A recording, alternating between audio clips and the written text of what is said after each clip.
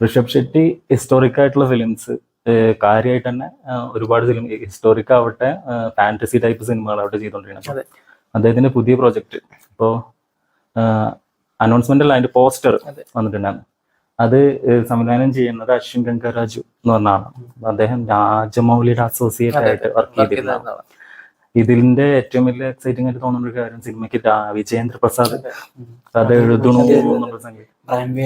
അതെ അതെ, അത് ഇപ്പോ വിജയേന്ദ്ര പ്രസാദ് ഓൾറെഡി അശ്വിൻ ഗംഗരാജിനായിട്ട് ഒരു കമ്മിറ്റ്മെന്റ് ഉണ്ടായിരുന്നു. 1947 എന്ന് പറഞ്ഞിട്ടൊരു സ്വാതന്ത്ര്യ സമരം ബേസ് ചെയ്തിട്ടുള്ള ബങ്കിം ചന്ദ്ര ചാറ്റർജിയുടെ ബംഗാളി നോവലിനെ ബേസ് ചെയ്തിട്ട് എഴുതിയ സംഗതി. അപ്പോ അത് നടന്നില്ല കൃത്യമായിട്ട് അതേപോലെ. അപ്പോ പക്ഷെ ഇപ്പൊ അതിപ്പോ ഋഷഭ് ഷെട്ടിയിലേക്ക് എത്തിയിരിക്കുകയാണ്. ആ പ്രൊജക്ടിന്റെ ആണോ ഇത് നമുക്കറിയില്ല.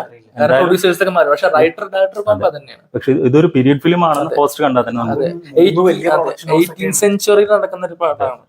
പിന്നെ സിത്താര എന്റർടൈൻമെന്റ്സ് ആണ് മെയിൻ പ്രൊഡ്യൂസേഴ്സ് ആയിട്ട് വരുന്നത്.